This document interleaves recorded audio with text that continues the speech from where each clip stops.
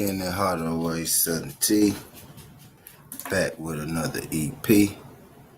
And y'all do your boy a favor. Y'all smash that like button for your boy when you roll on in. Whether you're here for a good time, baby, or a long time. Y'all do your boy a favor. Y'all smash that like button for your boy when you roll on in.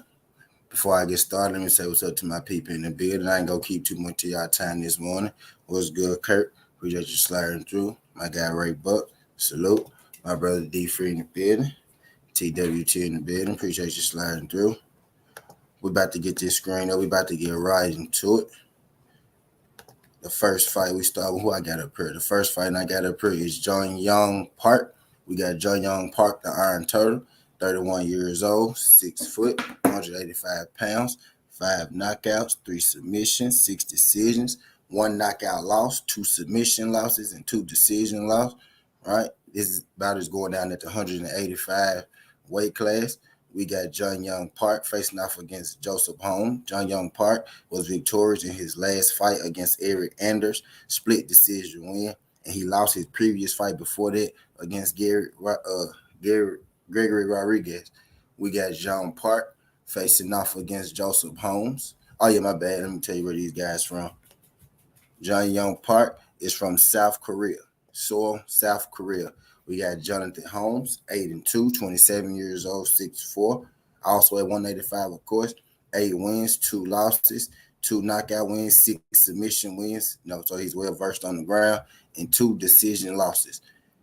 Right? He's facing off against, John Young Park. In his last fight, he was successful over Alan Arlovski, and he lost his previous fight to Jamie Pickett. Now he's the younger fighter, right? He's the prospect. This is only his second fight. Only his third fight in the UFC. He lost his first fight. In the UFC to Jamie Pickett by decision. Most people were expecting him, to win that fight. Most people had him pegged to win that fight, making his UFC debut. Jamie Pickett isn't the highest level of UFC fighter, right? So, a lot of people were high on Joseph Holmes. Joseph Holmes came up a little bit short against Jamie Pickett. Right, so some people have completely bailed on him, and other people, still believe in him. Joseph Holmes facing off against John Park. John Park is a true MMA, veteran. He's a tough guy. He's not a guy who's great at anything, right? But he is well versed in a lot of things. He is John Park, right? Y'all do your boy a favor. Y'all smash that like button for your boy when you roll on in, whether you're here for a good time or a long time. He is a guy who is well versed, right, in a lot of things, but not great at anything. In this fight, I got Jonathan Holmes winning this fight. I think he's the more dangerous striker. I think he's better on the ground, right? At least at submissions, they're close enough on the ground where I don't think Park is going to be able to easily take Joseph down. Joseph is the bigger man. You know what I mean? I'm expecting him. If anybody in this fight, right, has one-shot power, it's going to be Joseph Holmes in this fight, right? He has the size advantage, 6 foot to 6'4". I'm expecting Joseph Holmes to be able to pull this one out, right, and get everybody back on this, back on the bandwagon and back in the good graces. So I got Jonathan Holmes over John Young Park on the UFC prelim. And if you haven't checked out my other UFC prelim called Breakdown, I broke down Chase Hooper versus Steve Garcia, and I also broke down Philip Haas versus Roman Galadas. Right, so I got Joseph Holmes over Jay Young Park also, and then the last fight on the prelim we got Andre Arlovski versus Marcos de Lima. Marcos de Lima, 37 years old, 6'1", 260, 19 wins, 8 losses, 14 KOs, 2 submissions, 3 decision wins, 1 knockout loss himself, 5 submission losses himself, and 2 decision losses. He's facing off against the veteran Andre Arlovski, 34-20, 43 years old, 6'4",